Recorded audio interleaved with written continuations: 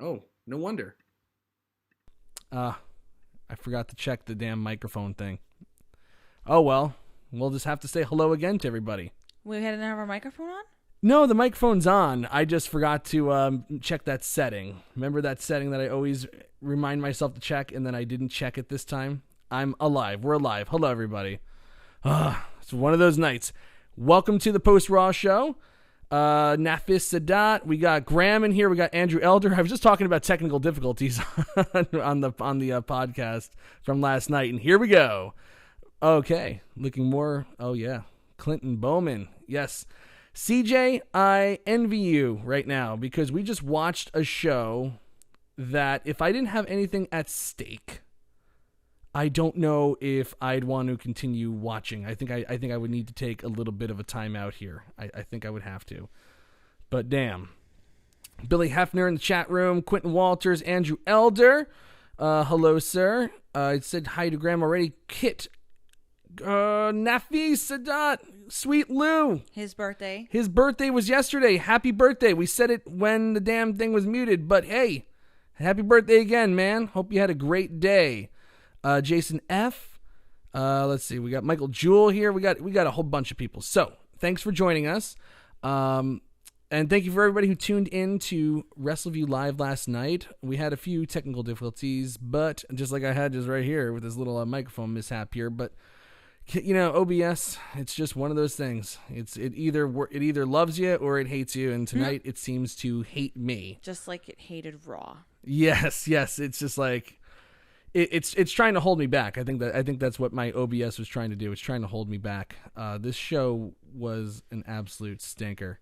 CJ Bowman, just prepare your rational analysis for August, sir. Yes, I may have a novel written of my preparations for that show. I am looking forward to that show. I don't know if I'll survive to August. And Quentin Walters, of course, the most important person here. And hi, Baby Tedesco. Yes, thank you, Quentin. Thank you. Baby Tedesco's moving like crazy right now. Yes. The baby is. All right. So, let us get into this Raw. Let's just get down to the nitty gritty. Let's just talk about what's everybody think about it so far. That is 69% thumbs up. What is it with 69%? I don't know. That's been like all the time. I think we have a very naughty mindset of Wrestleview. Yeah, like we just can't get like we can't ever get 70% of the people that don't like the show. We can't get 68. Every time I check this damn poll, it's 69%. What are you all conspiring here? Is everyone's like, hey, everyone, we got to get it to 69. Oh my goodness. It's so weird. It happens every time. Naughty Wrestleview. Yeah. Daniel Shell gives me a little Glenn Quagmire 69 giggity. Yes. Watch that'll get this video tagged by YouTube now. Oh, hey, that's copyright infringement there. No, it'll probably get censored somehow. Yeah, somehow. All right. Well, this show, damn. What is there to say?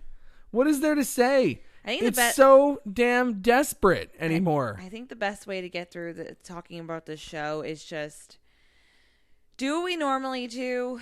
Go through each segment, match, talk about our thoughts, and just understand that most of the thoughts are going to be negative, but just do it piece by piece, and then the more we get through, and then that'll be the end of it. Yeah, that's what we're doing here tonight.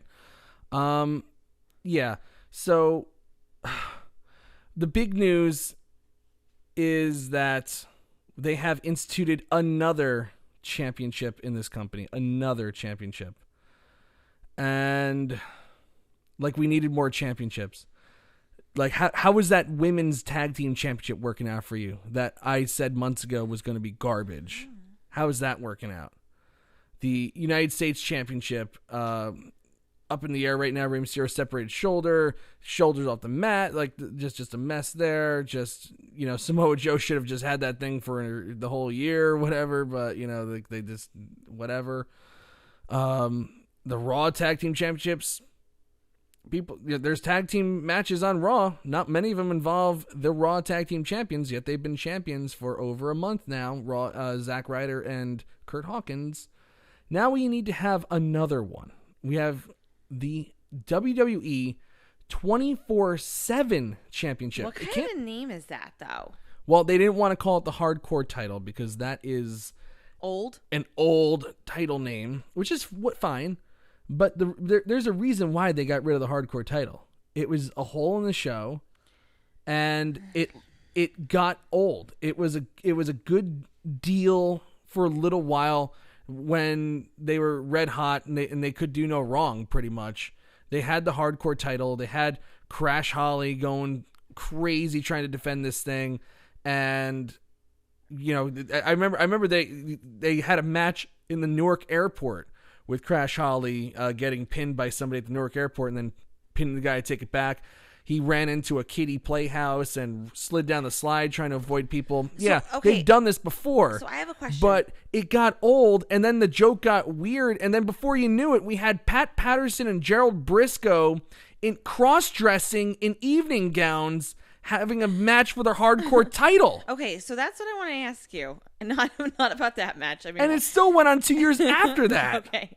Well, I want to actually get back to that later after the show, because now I am a little curious about that because I've never seen that before. It was on a pay-per-view too. King of the Ring 2000. Okay, you remind me to watch that tomorrow. But just because now I'm just curious. But so this is legitimately anytime, anywhere. Ref just has to be. Just have to have a referee. Just have to have a referee. So you could be at any literally anywhere. Doesn't have to be in an arena. That's it. I wish that they did what Randy said last night in the chat, where it was just Mick Foley introducing the book. You stole my. I didn't steal it. No. I'm saying you stole what I was gonna say. I wish I knew what Randy was gonna say. Oh, okay. Yeah. I'm looking at the chat. I'm seeing what people are saying. It's like, some people are on the fence, like, it's just something fun. It's like, but you know what? WWE's comedy just sucks. The name in itself, really though, sucks. But okay, I'm all about like having fun. Yes, I'm all about I'm like the Lucha House Party, who are the only thing that's interesting about them, according to Michael Cole, is, it's the Lucha House Party, Corey. They like to have fun. Well, if you're not suicidal, who doesn't like to have fun? All right, calm down. Gosh, first of all, you interrupted me, and secondly, who doesn't like to have fun? Well, that's actually everybody not true. Likes to have fun. No, there are some people who are miserable and don't like to have fun. Yes, I agree. Okay. But that's not the one thing you pin your whole entire gimmick on. They like to have fun. The only thing here's the real issue with this thing. Yes, people like to have fun. I'm not gonna say everybody likes to have fun, because there's people who they're bound to be miserable and they commit to being miserable their whole entire lives. But the problem is when you don't have when you have multiple titles and they're not taking those seriously, and then most of them are losing some sort of credibility. Why are you adding another title in the mix? If you had all these titles that had some serious, longevity and, I don't want to repeat myself, but credibility, it'd be a different story. This would be something just kind of fun to add to the mix. But you're making a joke out of most of the titles. There was a joke the joke, Kurt Hawkins and Zack Ryder having this is a joke right now. And, the women's tag team titles is this joke. And not intentionally, these aren't jokes that are meant to make you laugh. Yeah. But they in themselves have become jokes of titles. There's no stability in them, and there's no meaning behind it. And for the longest time, even your highest title had no sense of credibility because it wasn't even being defended, and other matches were main eventing over title matches. So you can't just add in another title and championship when you have all the chaos going on with the other belts. Right. That's the problem. Right. If you had well-established Intercontinental, Universal, US, WWE, whatever, like any other title that's on the show, tag team, whatever, this would be fine. Right. But, and also, a big part for me is the 24/7 championship. It just sounds like stupid. It sounds just as stupid as like having the internet championship. Yeah, it's just going to be a thing. It sounds stupid. It's going to be a thing so they can get people checking out their social media more. They're probably going to have tweets of people doing these title changes now, and it's just going to be stupid. You know what? All it is a friggin' Band-Aid. That's all this is. It's just a Band-Aid because they don't have any more good ideas. They don't have ideas And another anymore. question I want to propose to you. Okay, what's the question? Do we think, remember how we were talking about a couple weeks ago with this whole wild card business, right? Mm-hmm. Do we think that this 24/7 championship is in response to the lack of ratings? Like, do you think this was something that was thought of? 100%. Okay, so you don't think this was 100%. something that was thought of months ago? No. So you think this is something that maybe within the next last couple weeks or so? There's nothing on this show. See, I agree that's with you. planned out anymore. I agree with you. Everything is just I reactionary. think other people would argue with you, but I agree. Yeah, there's people that would argue. Look, I love WWE as much as the next guy. I really do. And I've gone to war with people over, defending WWE. I can't defend them on this. I can't. I would love to, but this just screams no direction, reactionary crap. They're thinking, oh my God, we're gonna get slaughtered in the ratings with the NBA playoffs, and we're just gonna create a title because that'll get people interested, because we don't have any stars that people want to tune in to see anymore, because we don't know how to make stars. Let me take you on a little history lesson here. It's from the day they started diluting the championships by adding more and more and more championships. From that day, when you make, yes, the titles are props. I get it. They're props on a TV show. But you know what? Props on a TV show where the theme of the TV show is a simulated sport in a sense. It's sports entertainment. So you can't say, oh, it's not a sport. It's simulated sports here. And why the fuck would you watch the NFL if there was no championship at the end? I'm not going to watch the Giants get their fucking heads kicked in all week just for kicks. Just for kicks. Like there has to be something at stake. You don't watch 162 games of the MLB season with thinking that there's no World Series. Okay? Yes, isn't look at the Yankees. The Yankees played. The Yankees were in Baltimore tonight. Baltimore sucks. So, as a result, no one was there to watch. Nobody, because there's no championship on the line. Once you make the championships means nothing, the show slowly starts to mean nothing. Why would you want to watch the show if everything means nothing? You're watching a big nothing burger every week. That's not fun. You can think of many other things that you can do with 3 hours of your time on a Monday night and not watch this show. And not only that, not only did they make championships mean nothing. Right. Not only did they do that. Right. They also, the stupidest thing you could possibly do, because I've never seen a team lose a sporting contest and just say, oh, well, that loss means nothing. We're in first place. Just screw it. That's not how it works. Wins have to mean something. Wins and losses have to mean something. Now it's just, they lose, oh well, no big deal. Asuka beat Becky Lynch at the Royal Rumble, where, Asuka in theory should be like the first person to be able to challenge Becky Lynch, but she's nowhere in the title picture. She's just swimming away in a pointless tag team, the Kabuki Warriors, whatever, for pointless tag team titles that aren't even defended, that aren't even seen. They were on the show tonight for the first time in weeks. It's what the hell is going on here? This is I put it in the tweet last night. I mean tonight, and I mean it. It's not me being overly Right. reactionary here. I'm not kidding. I have not seen WWE this desperate and this dry on the creative side since 1995. And I don't want to. If you weren't around for 1995 and you just caught highlights on the network, or you think you know 1995 just because you read about it, you don't know it. You didn't live it. You didn't live it. Okay? That was a bad time. But they had ideas. They still had structure. Believe it or not, as bad as that was, wins and losses meant something. The championship meant something.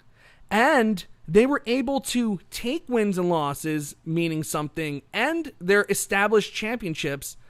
And when they got lucky with Stone Cold Steve Austin, there's no doubt about it. But they were able to ride the wave of Stone Cold Steve Austin to a 2-year, title crowning. And the title meant something. And God, it just took them off from there. Everything is pointless now.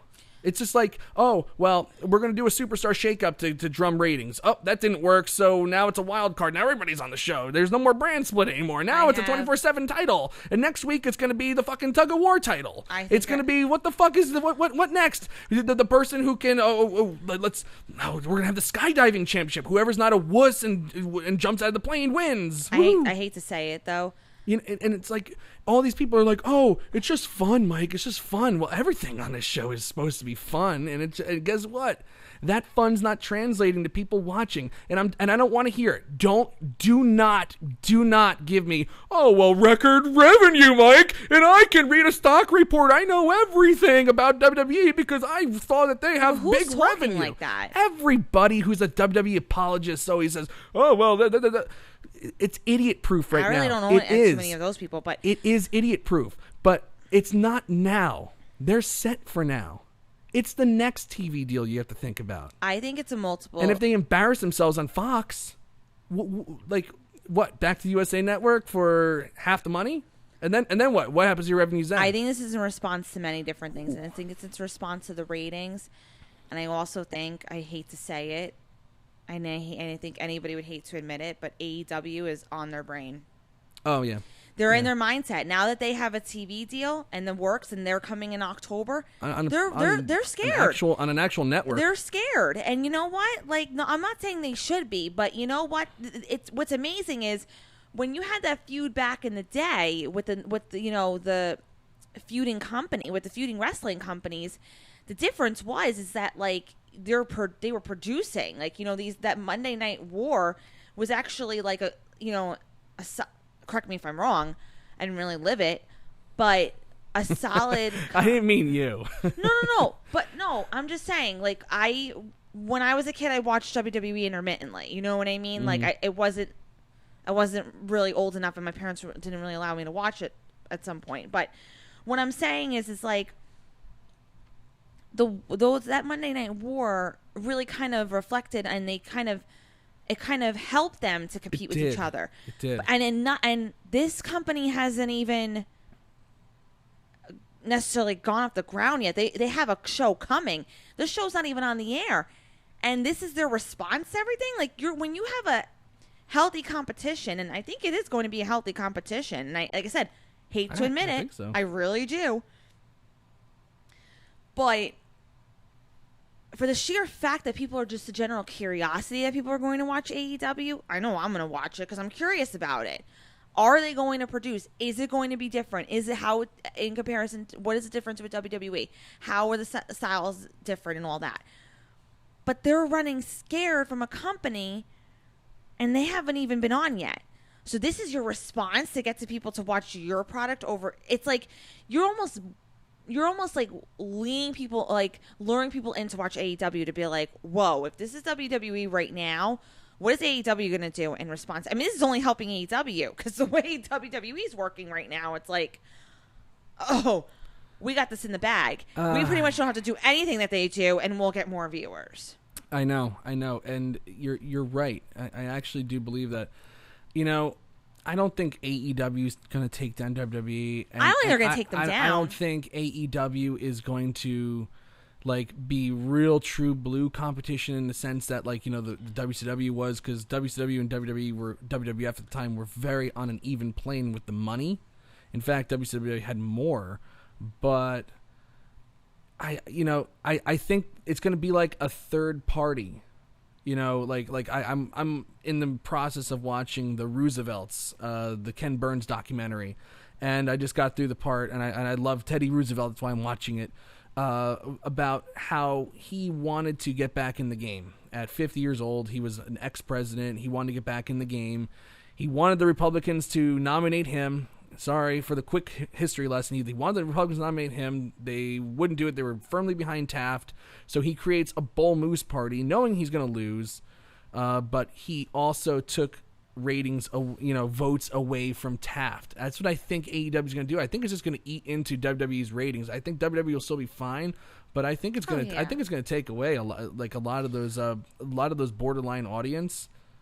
Let's just put it this way: they'll never not be fine. They'll always have an audience. They're idiot proof. They always have. They're always going to have a built-in audience. There's no doubt about it. But everything has its limits, though. Right, course, but too. You can't rule them out. And I think they're on the radar, and I think they are scared a little bit. But this should not be in response to what they're going to produce, because they're going to do the polar opposite of what you're doing. And by the sheer fact that you're going to have people just watching them, you should be nervous, and you should not. You should really be actually thinking more and long term than ever at this point. Yeah. So I don't know the whole thing, and they made it. They made the title tonight like the 24/7 championship, like a freaking like out of control hide and go seek game. It was just so stupid. The fact that you had 3 champions. I don't know why I'm doing 6. 3 champions, but it's like, come on. And one of the go-tos for why this is a bad thing is, it gets more people on the show. We have enough people on the show that we don't know who the hell they are. I'm tired of hearing that. We have enough of that. There's a reason why I'm tired of hearing that. Not everyone. You don't get an award for participating. No, I agree. That's why I hate those battle royals at WrestleMania. I'm a firm believer. You didn't work. It just didn't work for you to get on the WrestleMania card this year. I am all about opportunity, but again, you're making something like WrestleMania. We talk about how championships and titles don't mean anything anymore. The value in them has dropped significantly. Talk about WrestleMania. You had a 7-hour, 8-hour show, right? Mm-hmm. What is the point? You are almost guaranteed of getting on the card somehow. Yeah. So there's nothing to work towards. There's none of that like survival of the fittest and going through the motions of what motivation do you have to go to that next level? Doesn't matter where you are on the card. You're on the card, guaranteed. There's no motivation. There's none of that. Like, you can't, it gives all these guys opportunity. Not everyone can get a participation award. Not everyone needs to be showcased. You have to utilize, and I'm not saying the same people should be utilized over and over and over and over again. But you also can't ignore just because you have too many people. Sorry, you can't use everybody. Well, how about, the fact that we have enough people on the roster who just don't have a purpose as it is. Exactly. And now we're going to bring more of them on. No reason.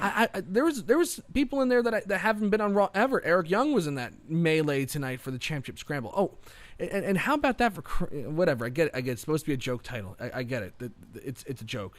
I'm not laughing, but it's a joke. But the inaugural champion was crowned by picking up the title. Eric Young was in there. Who is Eric Young? Why do we care? Why is he on this? Why is he fighting for a title? And here's another thing. Robert Roode, when he became champion, and I'm veering off. I don't know why I'm even talking about this, but let's look at it logically. Now we introduce a new WWE championship, and anybody can go for it, right? Well, Mick Foley said anybody. He didn't say only jobbers. Because Robert Roode ran right up to Baron Corbin and Bobby Lashley, and he's like, "Oh, you guys didn't see me." This title is so meaningless and so pointless that you couldn't even like make Baron Corbin and Bobby Lashley like even tease wanting to attack Bobby Roode to get the title. They just let him go. They're just like, yeah, no thanks. Like, again, you're already bringing no meaning to it. I know. Well, yeah, it's just stupid. I think we should move on. It's just dumb. I know. I think we should move on. But you know what? But anyway, just real quick about the people and who are these people and nobody. That's another like 1995 at least when they introduced characters. Yeah, those characters sucked. Duke the Dumpster Droese, namely, whoever, the Goon at one point. At least they had some sort of direction, some kind of character, some kind of gimmick, like something discernible. I can't tell one person apart from the next in some of these things. Like they what is the purpose of them? Why do they exist?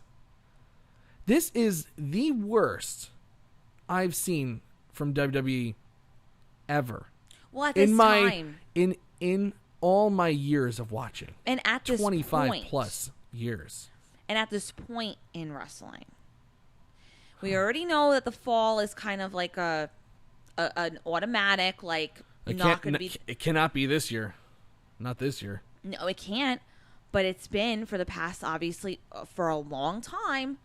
Your fall is your automatic, like, drops levels of ratings, and storylines aren't as great. But at this point, we have Money in the Bank and SummerSlam in August and right after WrestleMania. Well, that's like the really weird thing, too. It's like Money in the Bank was so good. How did this show even happen? Like, what the hell's going on here? I don't know, but I think we should move on. Yeah, we should. And let's move on to the other thing that they were teasing all night is that, I'm sorry, if you believe this one, that's on you. You drink some Kool-Aid, buddy. If you actually believed that Brock Lesnar was going to cash in his Money in the Bank tonight, you're a fool.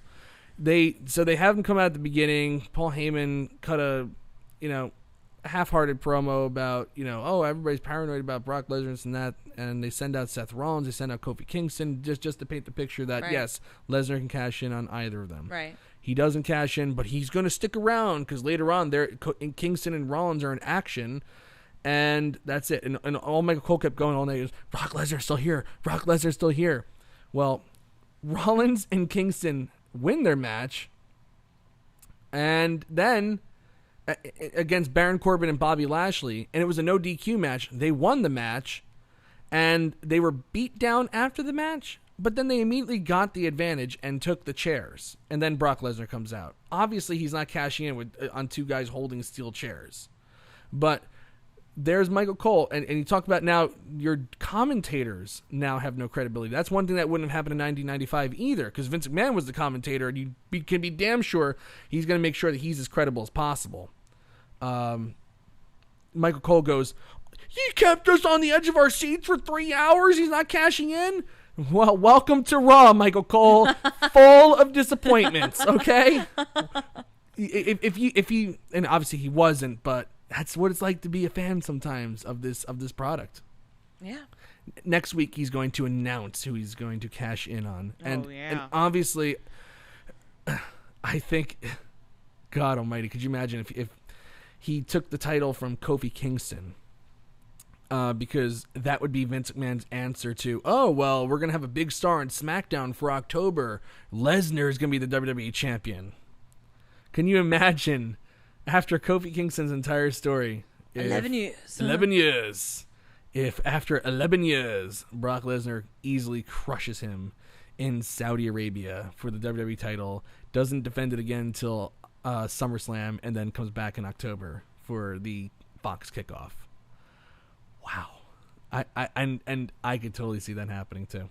I could absolutely see that happening. Oh no. Because that's he's got ideas. Because that's what they wanted to do with Daniel Bryan when he won the titles at WrestleMania 30. Mm-hmm. When he won the titles, But if he didn't injure his neck, that Yeah. match that Lesnar had against John Cena was supposed to be Daniel Bryan. And could you imagine? Imagine if Daniel Bryan was super red hot, super red hot, and that was always the plan. No matter what, no matter how hot he was, no matter what, he was going to lose to Brock Lesnar in that kind of fashion. I don't know. So it's like maybe Kofi Kingston's going to play Daniel Bryan here, and finally they're going to take the glory away and put more heat on Lesnar for nobody to ever capitalize on. It's scary. It's scary. But that was the other main storyline of Raw. Now let's talk about some good stuff from Raw. All right. I'm not a big fan of Ricochet losing matches, but he, after last night's war in the Money in the Bank match, and I still cannot believe that some of these guys are standing the next day after all those bumps. Those bumps were some of the craziest bumps I think I can ever remember in a Money in the Bank ladder match. They were brutal. The only thing crazier I can think of is like the braces that hold the ladder, like keep the ladder apart. Yeah. Kind of those like skinny metal things. I remember Edge gave Jeff Hardy a front suplex onto the braces, and I just remember there was a big red line under his ribs. That was nasty too. But still, Corbin giving Balor a chokeslam onto the side of the ladder was just nasty. Anyway, Ricochet took some really, really big bumps in that match, and he came out with his back all taped up, and he did an absolutely bang up job, phenomenal job of selling that back for Cesaro. And that's why, too, in this particular case, that him losing, I get what you're saying, you're not a fan of him losing, and they shouldn't make a habit out of it for sure. But in this particular case, because he was playing up the back, and he didn't come out there like, I'm fine, I'm all hop, skippity, and whatever. Oh, God, yes. Yes. Because that would have been that would have totally taken away everything from what he did last night and what he did tonight. But that was not the case with these two. They were really good chemistry in the ring, Cesaro and Ricochet. Oh, it's just phenomenal. And this definitely showed tonight. And it shows that, too, because, we can't sell, right? We can't sell our Apparently injuries. now it's okay. But now it's okay, which I'm happy about because Ricochet really sold it. And him losing, no issues. Yeah. Don't make a habit out of it. But because he went through that gruesome match last night, yeah, totally fine. He didn't look bad in the loss. And that's all you can hope for. Yeah. He sold the back like an absolute pro. Absolute pro. Right. And Cesaro capitalized on it. That's what happened. Yeah. But Ricochet still came off looking strong. He still did a ton of stuff with an injured back, and you believed it was injured. Right. That's what I left with. I was like, I believe his fucking back is shot right now. Mm-hmm. And that was awesome. He pulled me right into it.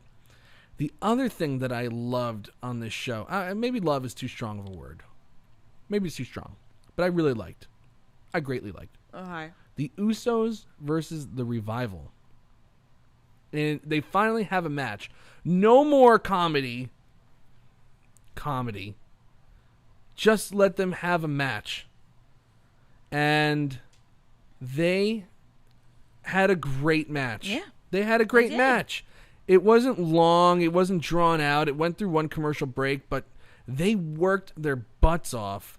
And they pulled the crowd into this. And by the end of it, they had the crowd chanting, "This is awesome."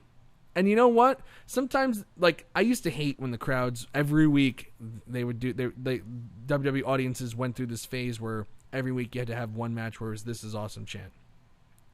They've let up on that.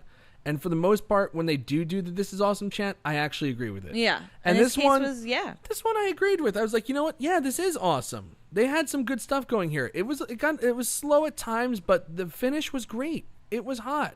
And then, the Revival, they roll up one of the Usos and with a handful of tights, and they escape with a cheap win. But you know what? I would have just rather this. Sometimes I think that they forgot that they're a wrestling show. I think that they buy so much into their own bull that they've convinced themselves that, that scene from Beyond the Mat of Vince McMahon going, we make movies. That they actually think that they're making a 3-hour movie every day. Mm-hmm. No, it's still a wrestling show. And you know what? If you put out a good match, people will get into it. Not much has changed about the audience in that sense. Not much at all. Definitely not. You don't need to do Scott Dawson rubbing his ass on the canvas and Uzi hot and shaving back and this and that. Well, you don't need that kind of comedy to get a feud over. And all those people, they have no personality. Well, it didn't help them anyway. But everybody can go in the ring, and you know what? That's enough. Sometimes I've seen enough cruiserweight matches. I remember Buddy Murphy when he was on Survivor Series pulled everybody into the match. Nobody knows who the hell Buddy Murphy is or the cruiserweights. Have a good match, people respond. I think about SummerSlam with that 6-man tag at 205 Live. Remember that? And that they pulled it was Lucha House Party versus whoever. I remember Tony Nese and Buddy Murphy was in the match and somebody else, and they pulled the crowd into that match. I was sitting there. I was sitting there convinced I was going to hate it, and I was just waiting for the dark match main event. And that was one of my favorite matches of the entire SummerSlam weekend because it was such a big surprise. If you put out good wrestling, people respond to that. And coincidentally enough, of all the shit they've tried to get people interested in the show, that's the one thing they haven't tried. Is just trying to book this like it's a regular wrestling show. Well, I think with this match tonight with the Revival and the Usos, it's like you're reminded that the Revival they're great at wrestling. You know what I mean? Like, yeah, like they're with all that they were going through this past year with their character development was absolutely it was just nonsense and it was not going anywhere. But they were always able to perform. Mm-hmm. That's always what they had the ability to, right. And the Usos are just phenomenal. They're always one of the best great. Tag teams in the last 10 years in WWE. Well, they have a natural born chemistry as well. Yes, so when they sure do have a natural born chemistry. Yeah. So when they get together, this is why though. But think about it.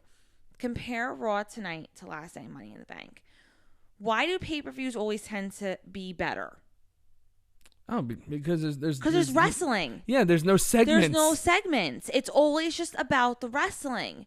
You don't have you have maybe like 2 or 3 segments, but they're short.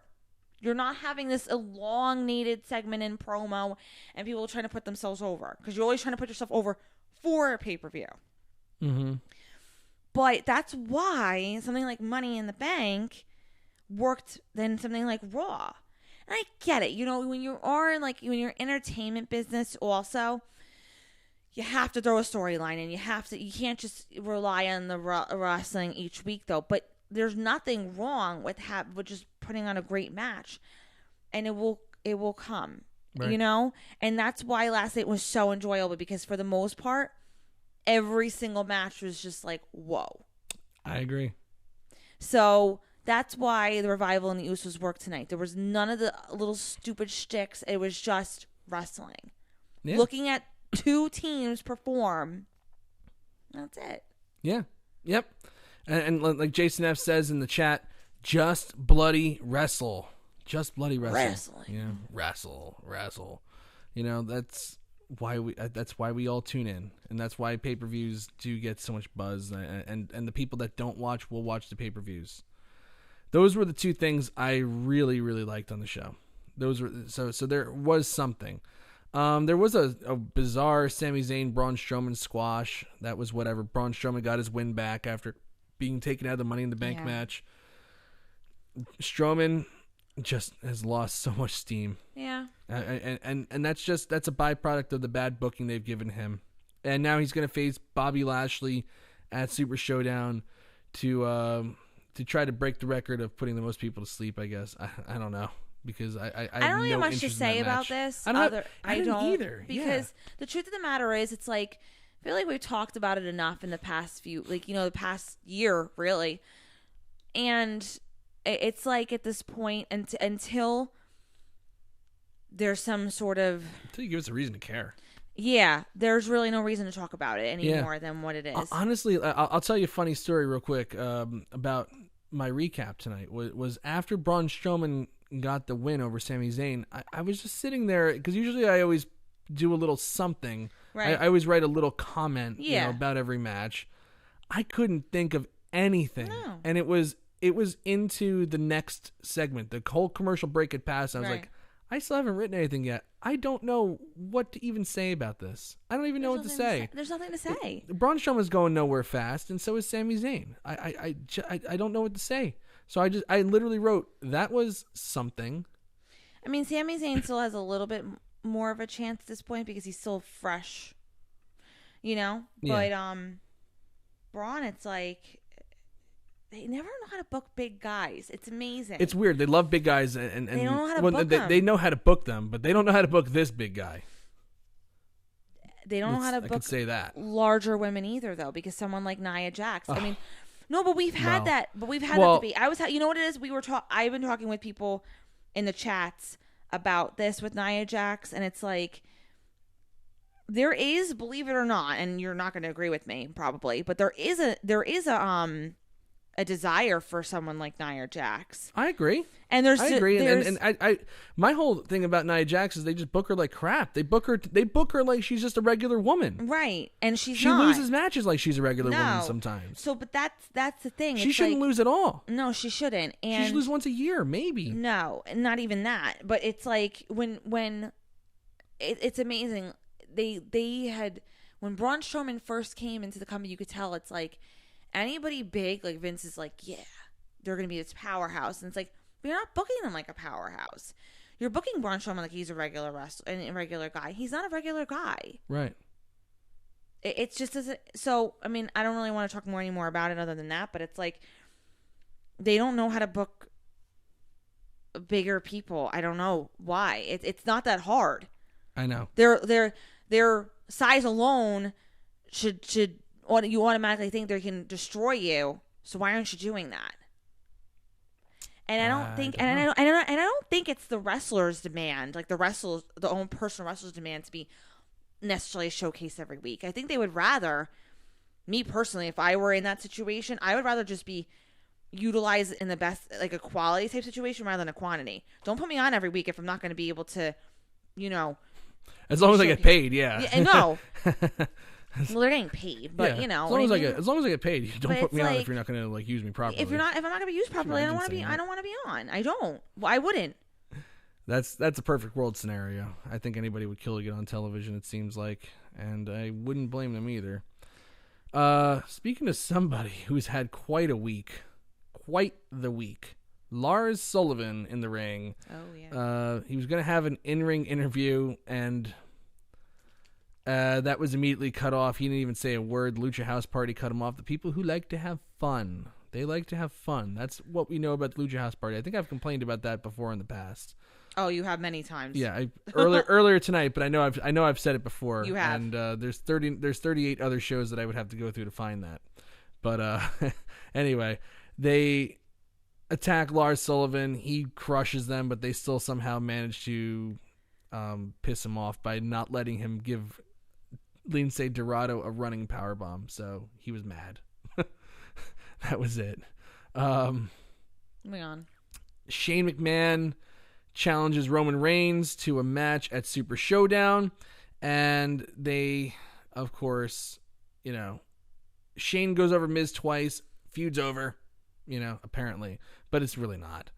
But Shane versus Roman Reigns at Super Showdown. Okay, cool. And Drew McIntyre is now Shane's personal bodyguard, because that just came out of nowhere. Anyway, okay. This segment was a disaster. A moment of bliss. There hasn't been one good moment of bliss in the history of them doing this segment, the moment of bliss segment. Oh my God, and this one was just as big a disaster. Becky Lynch is the guest. Nikki Cross is there because she's now Alexa Bliss's sidekick. She's also Alexa Bliss's surrogate because Alexa Bliss actually is injured and is not doing any physical contact roles at all. The Iconics are just... They're still trying to hide. It's right. Amazing. Yeah, they're trying to hide it. Whatever. The Iconics come out for who knows what reason other than they have 2 belts and Becky Lynch now only has 1. And then Lacey Evans came out. And then we have a 6-woman tag that just stunk because I like the Iconics. They're funny, this and that, but the laughter is over once the bell rings because there's nothing funny about the way they compete. They are pretty rough in the ring. It just diminishes Becky Lynch to be in segments like this. And yeah, she still gets good reactions, but she feels like she's getting cold. I feel like I'm on a different planet, though. And the reason why I say that is because I find myself, like, over the past few weeks complaining about this Becky 2 belts thing. But then I hear the crowd actually chanting it. And then in the past couple nights, it's been, like, organic. And I'm like, am I really off base here? Am I really that pessimistic about this whole thing? And it's like, am I, and I feel like I said, I feel like I'm like on another planet where people are like, you're totally wrong about this whole thing, or blah, blah, blah, blah. I don't know. Well, there's no accounting for taste. I guess you could say that. It's just weird to me. There's just no accounting for taste. But I don't know. It's like, it's to me, it just doesn't make any sense. Like, this whole thing is just like, whatever. Well, I would absolutely take Becky 2 belts chance over legit boss Sasha Banks. So there's that. Yeah, but the whole entire segment tonight was just a disaster. I thought I thought Becky Lynch's match against Lacey Evans last night was subpar, mediocre, and that's the best that Raw has to offer. That's what Becky Lynch is just going to keep doing. Like, she's going to be ice cold if this is the best competition that they have for her. This is really, they have the wrong competition. Really, like Becky Lynch could be something special, but you have to have a good dance partner. I don't know why. And Lacey Evans is a good character. She's a very, very good character. But when it came time to perform, it was just there. It wasn't much. Well, it's like you said just a few moments ago about the Iconics. It's like, yeah, they're cute little heels, you know? They're funny. But it's like... But you have to perform. It's name of the game is wrestling, and you have to be able to do it. No, and you know, those that can't, even though they've tried to say that wrestling ability doesn't matter, it does. It really does. Maybe not like so much, I don't know, with certain things, but now it does. And that's why I almost wish that they would revamp Naomi a little bit, because she really is amazing. And that because somebody who can like Becky Lynch go against, but it's like there's nothing really in her character to make her necessarily go after her like that. You know what I mean? Like, right. Not that anybody has a purpose to feud, especially when you have the title. Like, it's like, oh, I want the title. But I feel like she's one of the only ones in my mind, other than Charlotte, you know what I mean, who like can really go against her. Right. And Asuka too, you know, but like, yeah, I guess so. Yeah, if you can turn Natalya heel and make her convincing, and maybe give her a mouthpiece so she doesn't have to talk at all, that would be might not be a bad thing. Might not be, but it could be, because Natalya is large. I said Naomi. Oh, did you say Naomi? I said Naomi. Oh, I think you said Natalya. Yeah, no, Naomi. Oh. Okay.